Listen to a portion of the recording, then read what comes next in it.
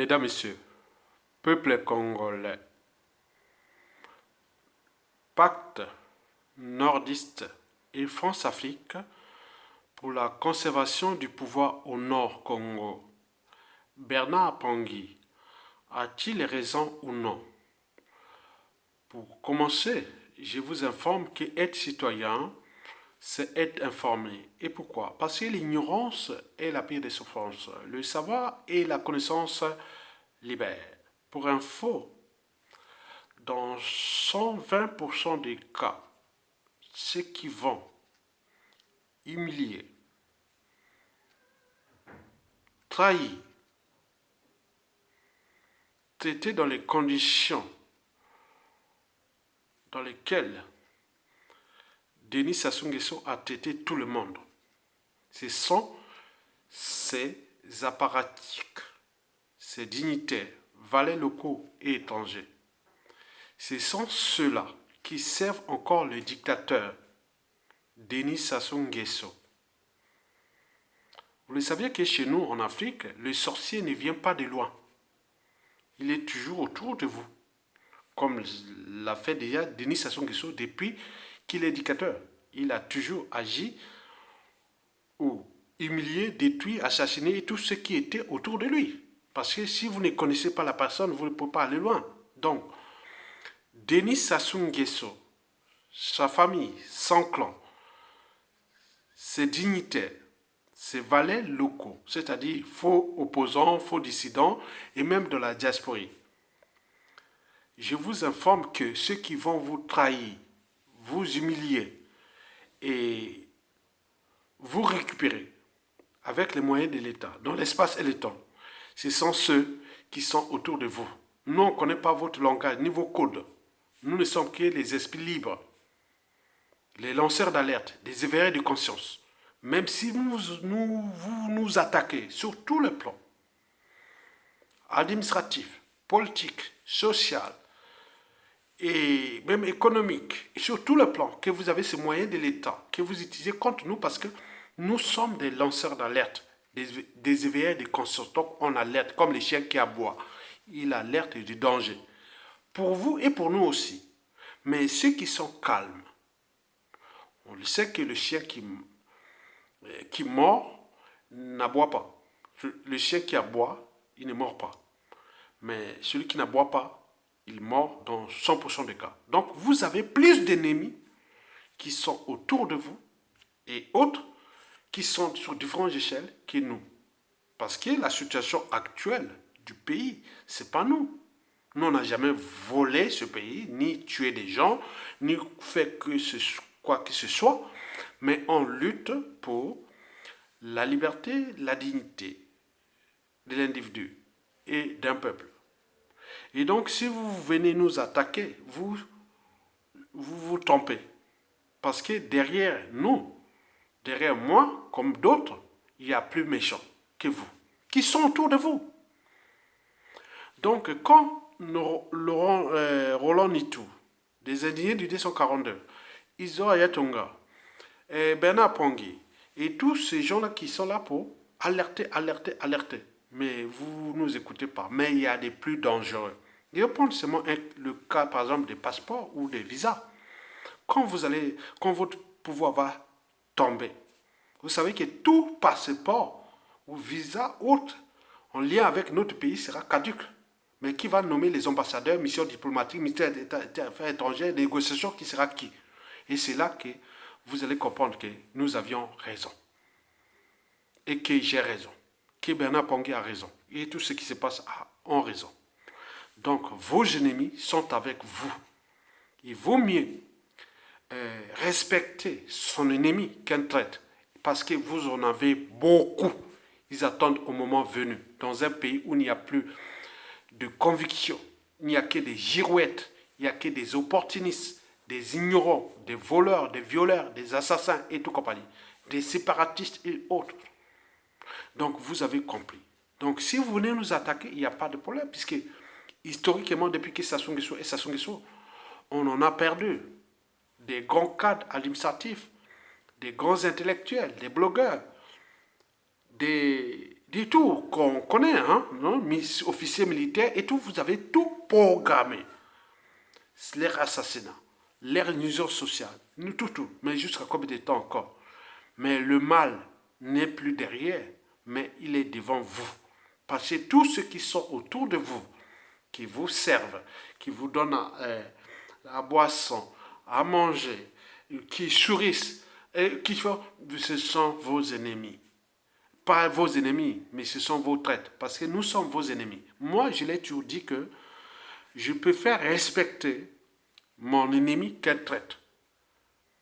Et donc, vous, en ce moment où je vous parle, vous avez 99% des traîtres qui vont vous trahir. Et vous avez 1% d'ennemis et qui sont là. Moi, Ayatonga, Bernard Pongui, tous les résistants et tout compagnie. Mais entre nous, on est dans un climat aussi de méfiance et de défiance par rapport à la réalité anthropologique parce que l'humanité est une contradiction. Donc on le sait. Mais nous léguons quelque chose pour cette humanité, puisqu'il ne suffit pas d'avoir un bagage, mais il faut savoir où euh, le déposer, où les déposer. Donc je les dépose pour vous. Donc je repense la problématique pensée par Bernard Pongui. Je vous informe que Bernard Pongui fut un élève brillant au lycée Chaminade la même année qu'il avait eu son baccalauréat scientifique, série maths, physique, chimie, qu'on appelait série C. J'enseignais au lycée Chaminade à Brazzaville. Donc, la même année qu'il était là, j'enseignais là, je n'avais même pas encore 27 ans. Voilà. Donc, c'était la même année. Mesdames, Messieurs, peuple congolais, je vous l'ai dit que, et toujours dit et redit, que quels que soient les enjeux, ma conscience sera toujours au-dessus de l'appartenance. C'est comme l'avocat général. L'avocat général dans une cour d'assises ou même, oui, dans une cour d'assises, ça c'est plus dangereux. Voilà, donc c'est l'avocat des deux parties, en fait. Il est pour la défense quand il juge que la défense a raison. Il est pour la partie civile quand il juge que bon, ben, la partie civile a raison. En fait, il est là au cœur de la société. Il défend la société. Mais il faut aller plus loin. Je peux vous le dire. Au niveau de la régulation du taux de sucre dans le sang, vous avez trois hormones. Il y a d'un côté l'insuline qui souhaite baisser le taux de sucre dans le sang. Et il y a de l'autre côté le glucagon qui sert libérer ce taux de sucre dans le sang. En fait, le glucagon, pourquoi il souhaite libérer les taux de sucre dans le sang? Parce qu'il juge que le corps a besoin d'énergie. Donc il faut libérer l'énergie, le glucose dans le sang, qui va au niveau des cellules dans le métabolisme énergétique. Mais de l'autre côté, les cellules disent non, mais il faut que je bloque. Mais quand l'organisme dort, hein, donc il n'y a pas besoin d'énergie qu'au repos, on n'aura pas besoin. On peut tout à fait bloquer les glucagons.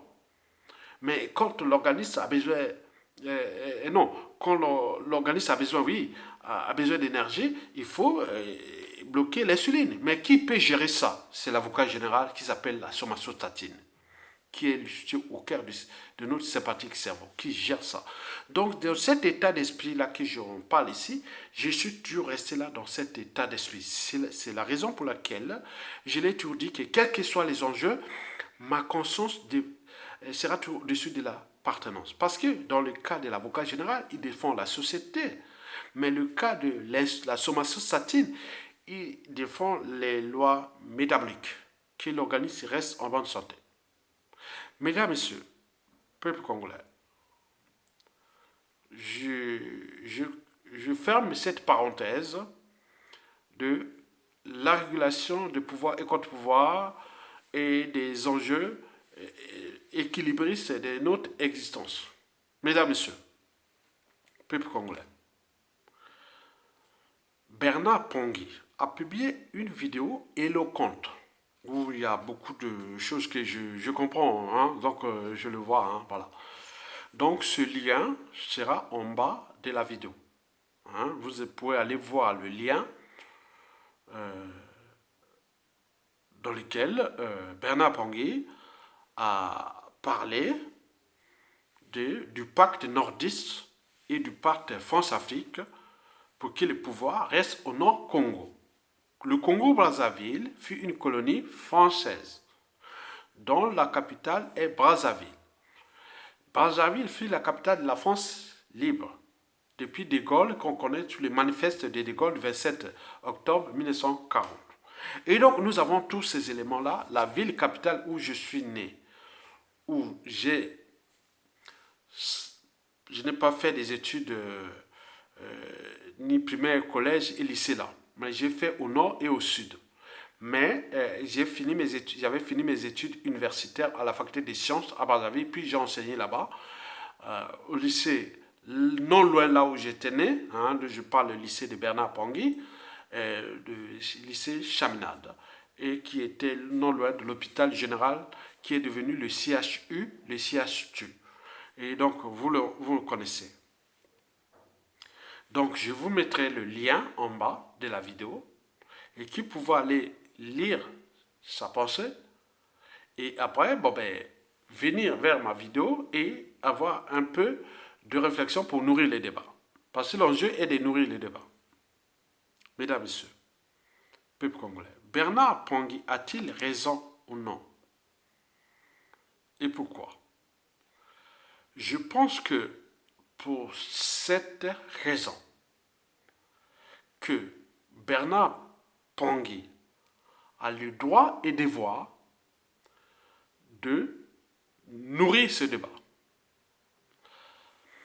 La première raison est de sa liberté d'opinion. Il me semble que nous, Congolais,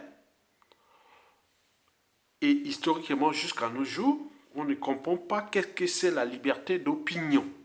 Mais il me semble qu'elle fut pensée dans l'article 11 de la Déclaration universelle des droits de l'homme, datant de la Révolution française et notamment de 1793, dans son article 11, que la liberté d'opinion, tout individu a sa liberté d'opinion, de publier, de penser, de réfléchir et autres.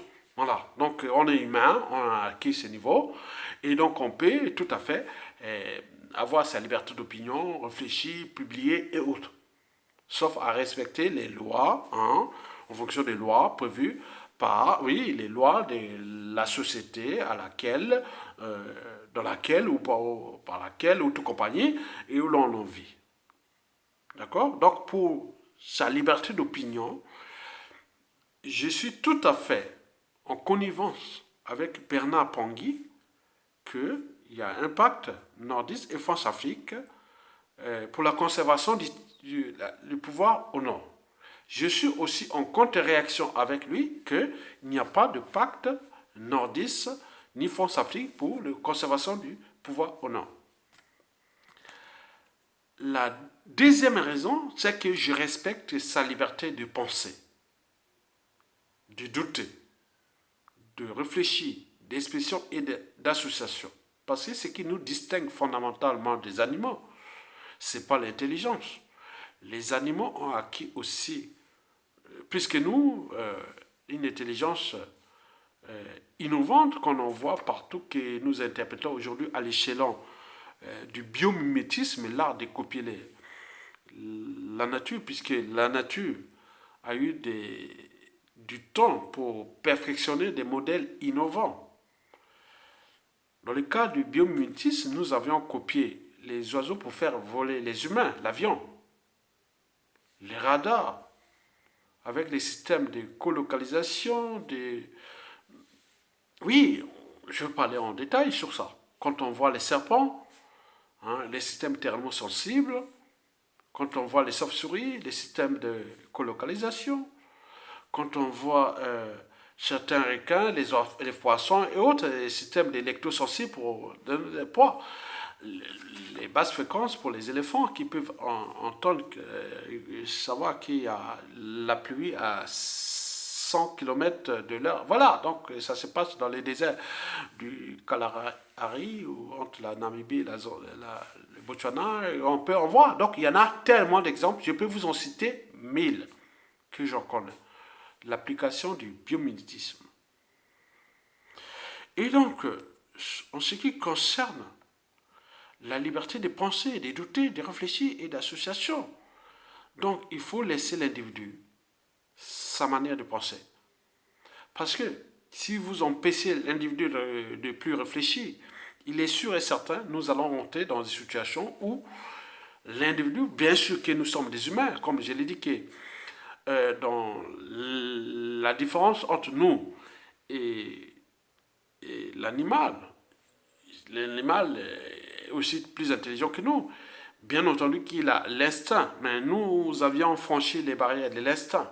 Nous avons la raison, l'esprit critique, la conscience, la transmission des valeurs de liberté, de dignité, de justice, du but de la condition humaine et sociale et existentielle et tout compagnie. Donc ça, c'est notre différentialisme par rapport aux animaux. On est d'accord? Donc sur ce plan, personne ne pourra venir contester Bernard Pongui, ni moi ni l'autre, sauf que si vous n'êtes pas au stade de l'humanité, de la société et de la civilisation en tenant compte des nouvelles synthèses sociétales. Mesdames, Messieurs. La troisième raison, c'est la liberté de conscience et d'appartenance sudiste de Bernard Pongui. Il me semble que c'est un sudiste congolais. Le Sud Congo, c'est 2 tiers de la population, 2 tiers des villes stratégiques du Congo léguées bénéficiant du colonialisme français, dont Brazzaville, Pointe-Noire, Dolisie, tout ça, c'est le Sud Congo, on n'a jamais transformé depuis la nuit des temps. Bon, il est sudiste. Moi, je suis nordiste.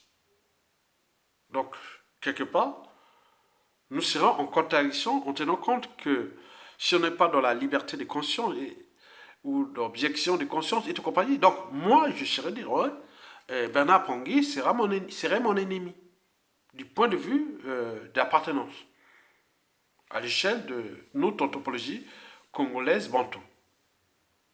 Puisque tout là-bas est par appartenance. La responsabilité politique, administrative, économique, sociale, culturelle, tout est par appartenance. Mais pas la responsabilité individuelle. Vous pouvez tout dire, oui. Donc on pense comme ça, on ne va pas changer la réalité des choses. Elle est comme ça. Donc là-bas, Bernard Pongui, c'est un sudiste. Moi, je suis nordiste. Le nord, c'est 2 tiers du territoire. 1 tiers de la population et qui a quelque part consommé en termes de pouvoir suprême plus de 2 tiers du pouvoir au Congo après l'indépendance, datant de 1960. Donc, dans cette réaction que Bernard Pongui, en sa liberté de conscience et d'appartenance sudiste, qui dit que bon, les nordistes posent bien des soucis. À nous, sudistes. On est bien d'accord. On ne peut ne pas les comprendre, c'est la réalité. Et d'ailleurs, Robert Poitipangu, ou d'autres partisans de la scission, il dit que les nordistes, bon ben, c'est le problème du Congo. Donc, du problème d'appartenance, mais pas individuel. Parce que, je voulais te dire que l'intelligence, les convictions et tout compagnie, c'est pas par appartenance, mais là-bas, c'est par appartenance. Il faut l'accepter et nourrir les débats sur la problématique en fonction du temps. On est d'accord? Donc, je ne veux pas contredire Bernard Pongui sur sa liberté de conscience et d'appartenance sudiste. On est bien d'accord? Donc il faut accompagner la réflexion pour dire qu'est-ce qui ne va pas, qu'est-ce qui s'est passé entre nordistes, est-ce que tous les nordistes sont comme ça ou pas, autres. Mais pourquoi continuer à alimenter le débat sur cette problématique de conscience par appartenance? Donc c'est tous les enjeux. Puisque ces appartenances-là ont créé bien sûr des génocides partout en Afrique. On a vu au Rwanda, entre Tutsi et les Hutus. On a vu au Congo-Brazzaville avec Sassou Nguesso attaquant les sudistes, non le Poul et les Nibolais qu'on n'a pas là-bas, et aussi à Ikongono et tout compagnie. Donc c'est par appartenance. Où on est venu attaquer des familles qui... Voilà, on est dans la contradiction humaine. Mais ceux qui ne comprennent pas ça, ben, on revient sur l'appartenance. Donc nourrissons les débats sur l'appartenance. Donc sur ce plan, Bernard Pongui a raison. Puisque par appartenance, tous les nordistes ont commis des crimes contre les sudistes.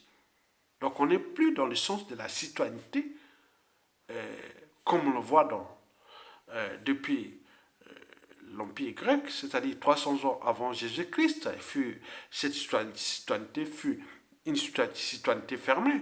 Mais on arrivait après Jésus-Christ, au 1er siècle jusqu'au 5e siècle, il y avait des Romains qui avaient certainement introduit la citoyenneté ouverte. C'est-à-dire, on peut tout à fait être romain venant d'ailleurs. Les droits de sol, de sang et autres, pourvu qu'on soutient la cause de la nation romaine, et tout ça, on a vu partout dans l'Empire romain. On a continué ce combat de la citoyenneté et d'actualité.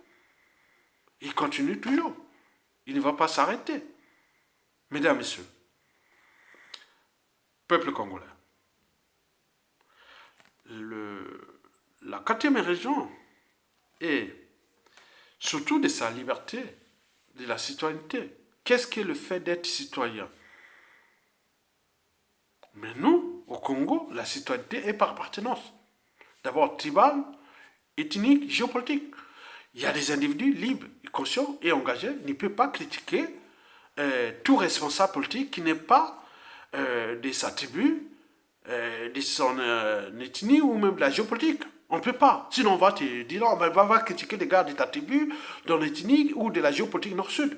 Ça, c'est une réalité. On est bien d'accord. Donc, si Bana Pangui pense que, et par la citoyenneté congolaise qui est d'appartenance, qu'il y a un pacte des nordistes et de la France-Afrique qui joue le double jeu contre le Sud-Congo, donc on peut tout à fait l'accepter et l'accompagner. Donc c'est là arrive la contradiction. Est-ce que Bernard Pangui, qui vit au Canada, dans l'État de l'Ontario, à Toronto, est-ce que là-bas, la citoyenneté est par appartenance? Est-ce qu'elle elle est raciale? Elle est située, les responsabilités politiques, économiques, administratives, sociales, tout. Est-ce que c'est par appartenance? Donc ça, il faut le demander pour qu'ils puissent nourrir aussi les débats. C'est quelqu'un qui m'écoute. C'est quelqu'un qui m'écoute. Donc je suis aussi là pour repenser ce qui montre comme valeur ajoutée de la diversité citoyenne canadienne. Pourquoi deux poids, deux mesures? On est au Canada, où il n'y a pas ce problème, puisque là-bas, quand on est Canadien, il y a les droits de sang, il y a des sols, et les droits de tout. Et en plus de ça, les étrangers, en fonction des droits et autres. Mais pourquoi rentrer encore dans cette contre-réaction contre là où vous habitez? Donc, c'est tous les questionnements qu'il faut les redemander. Mesdames, Messieurs, peuple congolais, la cinquième raison tient aux problématiques et aux enjeux nordistes et sudistes et France-Afrique à l'échelle de notre pays. Alors là, donc on répond tout ce qui est déjà des problématiques déjà existentielles. C'est-à-dire la démocratie, la citoyenneté, la condition humaine, et tout ce qu'on connaît de ça. Donc il faut repenser ça. Les enjeux. Les gros poissons mangent des petits poissons. Et donc, compagnie. Donc comment repenser ça à l'échelle de notre pays que les nordistes, ou dans tout le nord, on se dit qu'on est dans la merde là-bas. Le nord est pris en otage. Des Sassou Nguesso et de sa France-Afrique, comme l'est le Sud. Mais comment alimenter cette contradiction qui crée le climat délétère et de méfiance et de défiance entre nous, alors que la problématique de Sassou Nguesso a bien commencé dès l'indépendance du Congo. J'en parle déjà de la poudrière qui était annoncée quand il y avait la guerre civile de février 1959, où tous les Français, la France-Afrique disaient que nous sommes en présence d'une poudrière qui va être durable.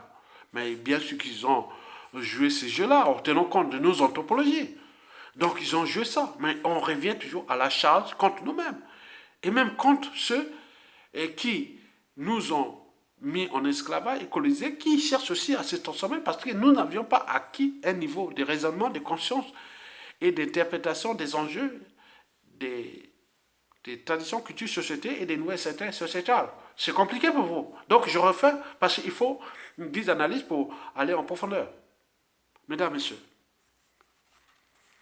la sixième raison est celle de la contre-réaction historique et factuelle. Parce qu'en vue de ce qu'est le pouvoir au Nord, c'est-à-dire au Nord, on commence le pouvoir au Nord, c'est qui? Le premier initiateur du pouvoir au Nord, ce fut Ambroise Noumazalaï, qui avait fait les études de statistiques à Toulouse, qui ne sait pas ce qui s'est arrivé, qu'en termes de majorité ethnique et tout compagnie, le Nord n'aura jamais un pouvoir. Il faut passer par les coups d'État, parce que pour eux, la démocratie n'aura jamais un pouvoir au Nord, puisque ce qui s'est passé de la révolution, soi-disant, de 1963, 13, 14, 15 autres, c'était que la transmission du pouvoir entre sudistes. Donc, ils étaient là. Ambroise Mazala est passé là. Après, arrivé Marine Ngouabi, le marxiste-léniniste, avec tout ce pacte noumazaliste que je n'y connais pas, parce que je découvre ça. Et quand il y avait les problématiques de Bernard Kolela en 1969, Marine Ngouabi l'avait pourtant dit, quand il a pris le pouvoir, même pas un an. Il avait dit que Bernard Kolela n'est pas contre moi. Il est contre le marxisme-léninisme. Et c'est la raison pour laquelle Bernard Kolela avait d'ailleurs sauvé sa peau. Mais il arrivait les Kinganga, et puis les Jawara, l'extrême droite et l'extrême gauche, excusez-moi. Et tous ces gens, ils étaient du nord au sud, on était dans le courant de pensée post-colonisation. Mais tout ça, c'est complètement dégradé. Et puis, arrivé de l'assassinat de Marine Ngouabi, et puis tout ce qui s'est arrivé, mais du nord au sud, ils étaient tous là. Quand on voit pouvoir par pouvoir, depuis Marine Ngouabi jusqu'à nos jours, il y a eu des nordistes, sudistes et tout compagnie, et ils ont tous joué les jeux. Mais pourquoi aller alimenter les débats que sur la problématique d'appartenance? Donc c'est ça le problème que Bernard Pangui doit comprendre. Mesdames, Messieurs, peuple congolais, bon, je voulais aussi dire sur cette contre-réaction historique et factuelle. Déjà, moi, en 2014, pour ceux qui sont sur la place de Paris, qu'est-ce que j'en disais? Je disais que pour que ça se dégage, il faut l'unité du Sud. Il faut que tous les Suds qui prennent 2 tiers de la population, 2 tiers des villes stratégiques, tout hérité du colonialisme français et tout compagnie, il faut désobéir ou se mettre dans la rue et autrement donner toutes les amalgames. On vient de me charger et d'autres disent non, mais tu es du Nord, de la région des Sassou Nguesso, tu contestes et puis on vient toujours à ta charge. Mais qu'est-ce que tu fous là-bas? Mais c'est sudiste-là, attends. Donc, vous comprenez, donc il faut augmenter les niveaux de raisonnement, de conscience en fonction de nos histoires de vie. C'est ça l'enjeu de la transformation qui arrive non seulement à l'échelle de notre pays, mais à l'échelle de la France-Afrique. Pourquoi j'en parle de la France-Afrique? Puisque je dis qu'il faut passer de la France-Afrique d'éducateur ou médiéval ou moyenâgeux à la France-Afrique des peuples, c'est-à-dire qu'il faut comprendre ce qui s'est passé l'après Première Guerre mondiale, où l'Allemagne avait perdu ses colonies, et les toujours là, il n'y a plus ça, mais aussi la Deuxième Guerre mondiale, l'ordre mondial, l'ancien, et depuis qui a daté depuis la conférence de Berlin, passant par la Deuxième Guerre mondiale, la France-Afrique des années 60, jusqu'à nos jours, qui est périmée et autres. Donc il faut trouver les équilibres pour comprendre que le monde a changé depuis la fin du mur de Berlin en 1989. Et puis l'arrivée d'Internet à la fin de la guerre froide, et nous sommes dans la web 2.0, mais on va vers la web 3.0, c'est-à-dire la civilisation 3.0. Mesdames, Messieurs, peuple congolais. Donc il y a beaucoup d'enjeux au cours qui sont en téléchargement et de demain. Donc je suis là pour donner des contradictions un peu rapides, parce que c'est des débats qui peuvent durer des heures, des mois et des années si je serai encore vivant. Donc c'est pour vous dire ça. Donc la contre-réaction est là, historique et factuelle, puisque la responsabilité historique de ce pays est 100% aujourd'hui admise par les Nord. Tant mieux, il faut l'accepter, il faut la comprendre, il faut l'analyser, il faut autre. Mais nous, au Nord, comme dit d'autres, on n'est pas dans la culture de la victimisation. Comme je l'ai dit en 2014, puis 2015, 2016, 2017. Oui, le Sud, désobéissez-vous. Déjà en 2015, et toutes les manifestations qui ont commencé je pense, le 27 septembre, puis celle de 21 octobre 2015, il n'y avait pas de ce problématique nordiste. Il suffisait que la ville de Brazzaville, qui est à majorité sudiste, il y avait, comme ce qui est passé au Burkina Faso, au Soudan, autres, il y aurait pas le pouvoir. Mais pourquoi chercher toujours les boucs et messieurs, les pactes? Arriver mon coco et tout compagnie. Bon, donc vous avez tout compris. Mesdames, Messieurs,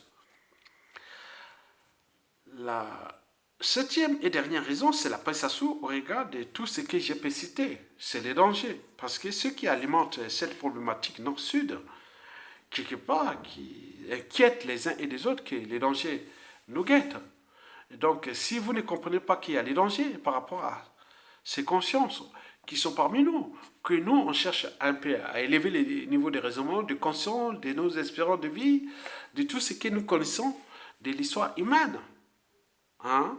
Depuis les paléolithiques, les néolithiques, en passant par l'Empire chinois, l'égyptologie, l'Empire grec, Jésus-Christ, l'Empire romain, l'Antiquité, le Moyen-Âge, la Renaissance, le siècle de lumière, le 19e siècle, le 20e siècle, le 21e siècle et le 22e, 22e siècle qui arrive là. Nous sommes au 21e siècle au début, mais le 22e siècle, donc cette histoire est encore longue.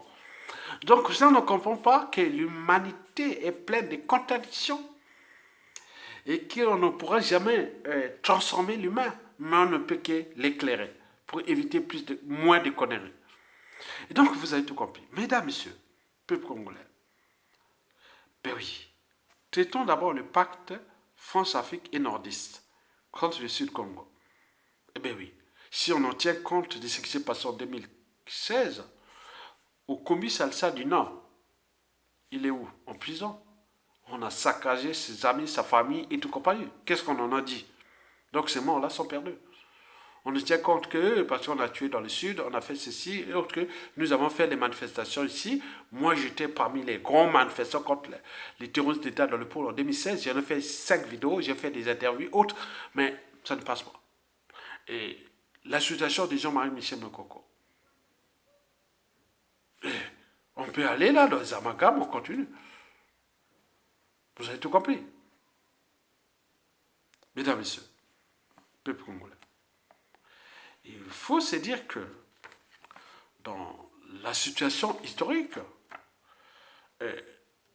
nous pourrons aller déjà ce qui s'est passé en 1990, 91, 92, où soi-disant le pouvoir était au nord, avec Sassou Nguesso 1, 1979, 1992.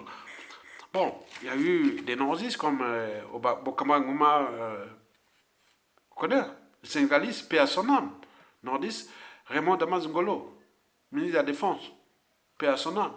Le général Mokoko et autres qui ont dit non, Sassou Nguesso. La suite, on est allé à la conférence nationale, transition et autres.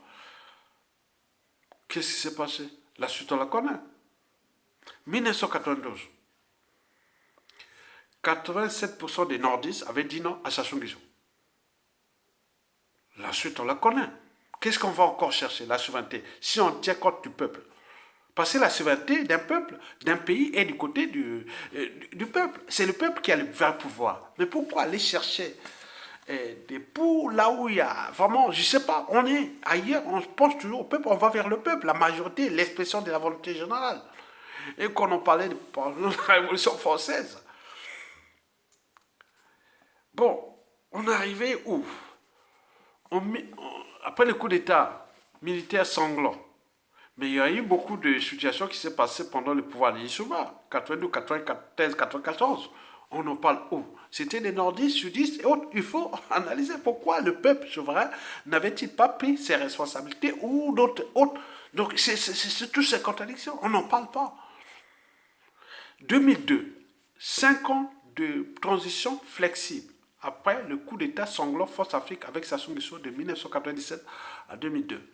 On passe à la nouvelle constitution du 20 janvier 2002, et puis élection et tout compagnie. Le peuple, à 90% a dit non. Et quand on voit du nord au sud, de l'est à l'ouest, les élections de Sassou Nguesso sont hold up. Il avait déjà éliminé tous ces gens, du nord au sud, de l'est à l'ouest, tous les cadres, tout ça. Donc il les a incorporés dans sa folie tyrannique, bon, on a vu les résultats. 10% de votants du nord au sud. 2009, pareil. Mais en 2016, il arrivait un individu qui s'appelle Mokoko. On connaît bien les résultats. Mais 2021, ils ont damé les pions à Mokoko, à ces pions et tout compagnie, qui sont maintenant, certains sont couronnés, donc ils peuvent les déplacer comme ils veulent, et autres. Mais vous revenez sur quoi? 2015, 2016 et à nos jours, qu'est-ce que vous cherchez encore d'un peuple? Maintenant, revenons à la problématique et ces enjeux du pacte nordiste précité.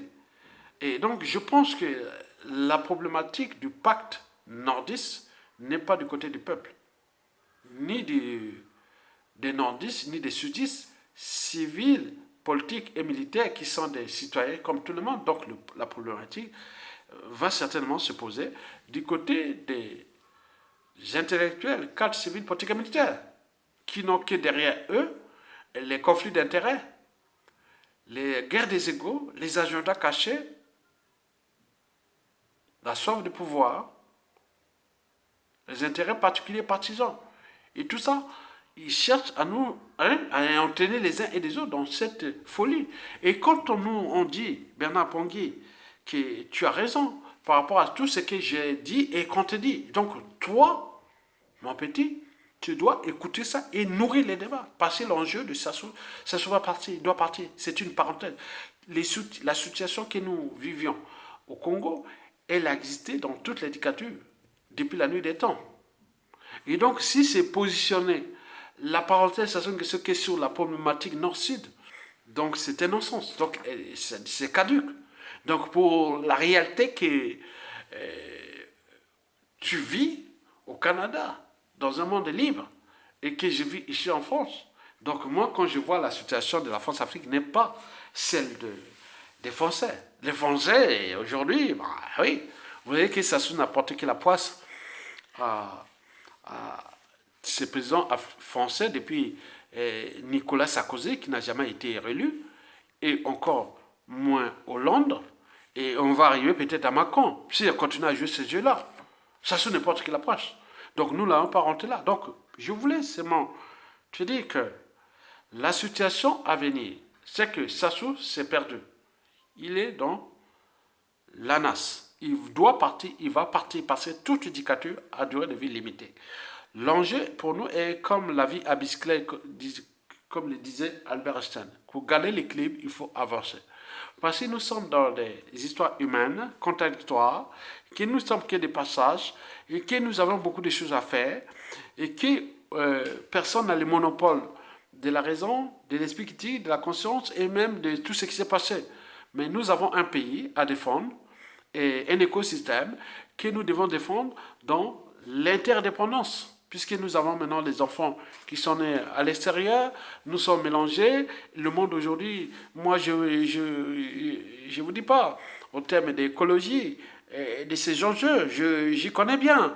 Parce que je suis né à Brazzaville, j'ai vécu dans la jungle équatoriale. Quand tu vis dans la jungle, j'ai vécu la jungle brute. Donc j'ai un socle vraiment dur de l'Afrique profonde. Et j'ai aujourd'hui un socle aussi dur de l'Occident. C'est la synthèse. Donc la prestation de choses est parmi nous. Et donc nous devons comprendre comment nous allons avancer avec tout ce qui, à un moment ou l'autre, ont trahi le peuple congolais pour l'enjeu de ces équilibres-là, qui est à notre échelle du bassin du Congo, c'est la France-Afrique. Et que nous devons la transformer, elle va nous accompagner. Mais je t'en informe, Bernard Pongui, que je te respecte beaucoup, mon petit. Mais il y a des situations que je gère en périphérie et tout compagnie parce que je comprends bien que tu as la volonté de faire beaucoup de choses. Tu es un jeune qui fait beaucoup de choses, mais je sais qu'avec l'âge, on pourra toujours avoir beaucoup de choses. Mais quand nous, on va plus loin, on cherche un peu d'avoir une part de philosophie. Il ne s'agit pas de faire ici un tété de philosophie, ni d'humanisme, ni de moralité, d'éthique, ou même de droit et la justice ou des devoirs de mémoire, tout là. Donc, c'est comprendre comment fonctionne ce monde-là. Mais quand on comprend comment fonctionne ce monde-là, on peut quelque part avoir une part de philosophie. La philosophie ne consiste pas à rester dans la sagesse comme nous la connaissions, dans nos écosystèmes sociétaux bantous, où la plupart du temps, on peut détruire les uns et les autres et venir gifler ou faire la... Non, non, non, venir, non, non. Le Mbongi que nous avions déjà fermé, hein, comme on a fermé le pays jusqu'à la suite de sa soumission, le Mbongi que nous voulons, qui va arriver, c'est dans le cas du droit, du savoir, de la connaissance, du devoir de mémoire, de la compréhension des équilibres mondiaux et planétaires et qui vont nous accompagner dans l'espace et le temps, puisque nous ne sommes que de passage sur Terre. Et donc, j'y comprends ta contre-réaction ou tes réactions par rapport à ton vécu. Mais l'énergie est là. Mais, vous savez, dans tous les pays, je parle ici aux Congolais. En Europe, nous avons, en France par exemple, nous avons Éric Zemmour hein, qui attaque de façon frontale les Africains et les Noirs et tout compagnie. Hein. Il est libre, non? Parce qu'il faut les laisser libres. Mais pourquoi interdire Bernard Pangui aussi? Nous avons des nationalistes, des patriotes, des consensuels et tout compagnie. C'est un écosystème humain qu'il faut accompagner. Quand Bernard Pangui vient contester, moi je comprends et parfois je dis oui, mais il y a la réflexion. Mais tu sais bien que c'est un esprit qui est à l'échelle de la France-Afrique et de la France. Il faut comprendre que comme nous avons les aiguisements, nous avons les extrémistes de droite, d'extrême droite et de partout dans le monde. Nous avons aussi des gens de gauche, de droite, écologistes ou de tout. Donc on est dans la contradiction humaine, il faut l'accompagner. En l'accompagnant, nous allons transformer cette France-Afrique qui, je l'ai toujours dit que le monde de demain est bloc contre bloc. Et des grands ensembles, plus vous serez petits, vous serez broyés. Ceux qui parlent de scission, de tout ça, non, non, non. L'unité du Sud, Bernard Pangui, j'en ai parlé, j'en ai gavé. Pourquoi j'ai introduit des termes que l'unité ne se décrète pas. C'est comme la confiance. Et tout compagnie, parce que j'en ai gavé. Je l'ai demandé à tous les frères du Sud, compatriotes du Sud, unissez-vous, vous avez le pouvoir et autres pour les acter sa sanction. Certains ont été les premiers à me donner des coups bas, coups tordus derrière et autres. Donc, c'est la fin, c'est l'hécatombe de la condition humaine au Congo. C'est le blocage global de la tyrannie de Sassou Nguesso à l'échelle planétaire et de tout ce qui va se passer, que ça va être dégagé par la rue au Congo, Brazzaville. Et c'est ce moment-là que nous allons devenir un peuple. Je serai en vie, tu allais comprendre et on pourra accompagner. Si je ne suis pas en vie, mais c'est toi, les autres aussi, et tous les esprits, on sauvera tout ce qui, à un moment ou l'autre, je l'ai toujours dit que si ça tombe, que tous ceux qui ont accompagné la résistance, qu'ils soient français, américains et du monde entier, nous serons de leur côté à l'échelle du Congo. Parce que nous devons construire une citoyenneté nouvelle. Et cette citoyenneté nouvelle va tenir compte des enjeux majeurs qui ne seront plus de ceux de l'économie ou de la consommation illimitée, alors que nos besoins de consommation sont illimités, alors que nos ressources naturelles sont limitées. Et donc, on va vers les énergies renouvelables, mais ils prennent beaucoup de surface de la Terre. Et alors que les ressources fossiles qui sont enfouies depuis la nuit des temps, je ne vais pas vous faire un cours de géologie, puisque j'ai eu un bac plus 4 en France, en sciences de la vie et de la Terre, qu'on appelle géologie, biologie. Et donc, je connais tous ces enjeux. J'ai étudié la civilisation, j'ai étudié tous ces trucs-là. Donc, ce n'est pas ça l'enjeu. Parce que si j'en parle, ça va encore énerver la méchanceté, la jalousie, les guerres des égaux et tout compagnie. Non, on n'en parle pas. Moi, je veux que ça se part. Et à ce moment-là, je vais me taire et je me fais parce que j'en ai bavé, j'en ai souffert de cette jalousie, de cette méchanceté, de tout ce que vous connaissez, ce qui est de l'Africain, comme disait Béatrice Safou Ketiabanga. L'ennemi du noir, c'est le noir lui-même. L'ennemi de l'Africain, c'est l'Africain lui-même. Parce qu'il existe une certaine mentalité noire qui nuit gravement à l'évolution du continent noir. Mais pour ma part, moi, ce qui me fera vraiment plaisir, c'est que ça se dégage, qu'on puisse régler ce problème-là, sans mort d'homme, ni chasse à l'homme, dans le cadre du droit, de la des commissions vérité et réconciliation, des institutions nouvelles, et de repenser les enjeux de la France Afrique des peuples et de tous ces enjeux-là. Le deuxième sujet que j'aurais, la bonne que j'ai, c'est que je puisse récupérer mon passeport. Mais je vous dis que j'ai fait un passeport en 2010, c'est un passeport biométrique, mais tout est là. Je suis congolais, des souches depuis la nuit des temps. Mais le jour-là, je serai le plus heureux. Et j'en informe même au Sassou Nguesso. Je ne fais pas attention, dès qu'ils vont tomber.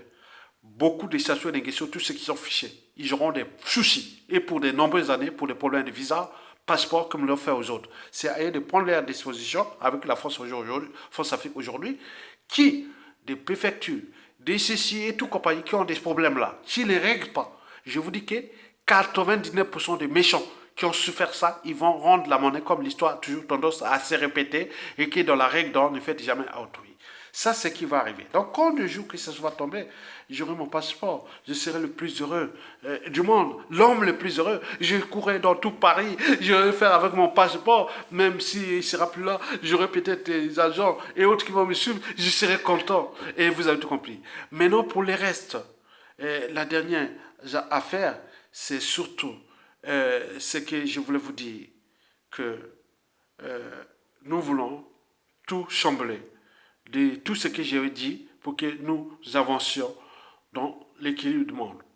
Parce que le monde devient interdépendant et que l'histoire humaine a encore de nombreuses années.